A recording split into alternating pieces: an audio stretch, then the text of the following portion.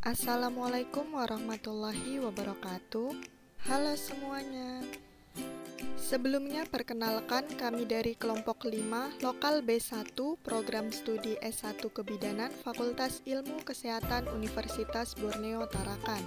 Adapun anggota-anggota kelompok 5 yaitu yang pertama ada Elvanda Soliha Uzaki dengan NPM 2040704027. Yang kedua ada Nenden Imas Andini dengan NPM 2040704033.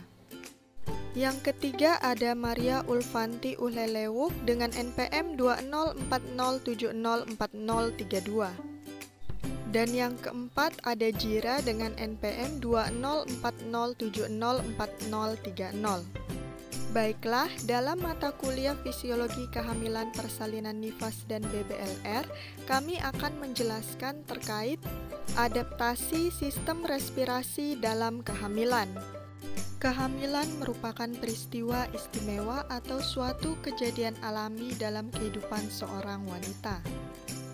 Kehamilan sendiri adalah suatu peristiwa yang dimulai dengan konsepsi, yaitu proses pertemuan dan pembuahan atau fertilisasi sel ovum oleh sperma yang baru akan terjadi setelah wanita tersebut mengalami ovulasi, yaitu terlepasnya ovum dari ovarium yang terjadi sekitar 10-16 hari setelah menstruasi. Masa kehamilan yang berlangsung selama kurang lebih 40 minggu atau 9 bulan akan disertai berbagai perubahan pada tubuh wanita hamil baik secara fisik maupun mental. Perubahan-perubahan anatomi dan fisiologi tersebut akan menyebabkan gangguan atau keluhan. Umumnya, gangguan selama kehamilan adalah salah satunya sistem respirasi. Perubahan anatomi dan fisiologi sistem pernafasan selama kehamilan diperlukan untuk memenuhi peningkatan metabolisme dan kebutuhan oksigen atau O2 bagi tubuh dan janin.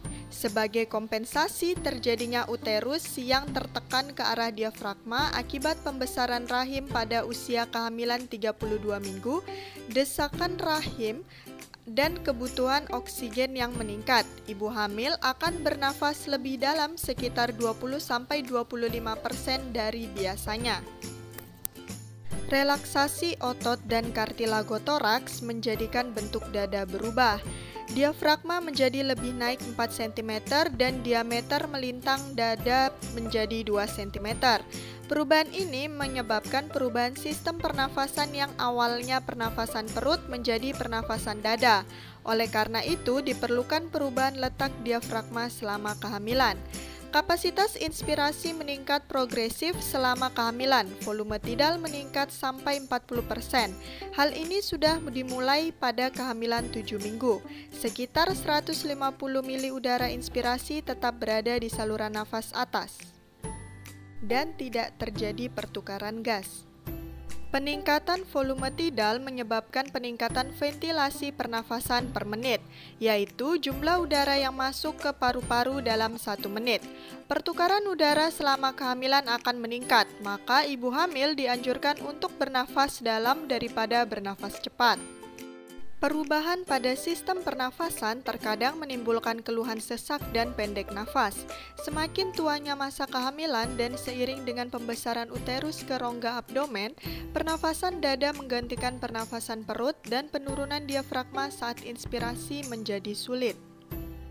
Pada trimester 1, kebutuhan oksigen ibu meningkat sebagai respon terhadap laju metabolik dan peningkatan kebutuhan. Wanita hamil bernafas lebih dalam, tetapi frekuensi nafasnya hanya sedikit meningkat. Pada trimester 2, karena adanya penurunan penekanan oksigen, seorang wanita hamil sering mengeluarkan sesak nafas, sehingga meningkatkan usaha bernafas. Pada trimester 3, pergerakan diafragma terbatas setelah minggu ke-30. Wanita hamil bernafas lebih dalam dengan meningkatkan volume. Ibu hamil perlu melakukan aktivitas yang dapat melatih pernafasan untuk persalinannya nanti. Di antaranya adalah senam hamil. Senam hamil merupakan kebutuhan aktivitas fisik. Pada kegiatan ini terjadi peningkatan metabolisme yang pada dasarnya dengan peningkatan metabolisme diperlukan peningkatan penyediaan oksigen sehingga senam hamil akan meningkatkan kebutuhan oksigen. Jadi, senam hamil tadi dapat melatih ibu untuk mengatur pernafasannya.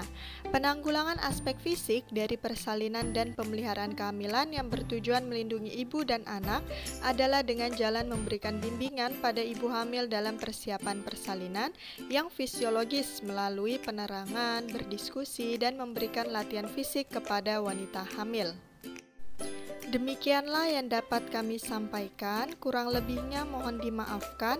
Wabillahi taufik wal hidayah. Wassalamualaikum warahmatullahi wabarakatuh dan terima kasih.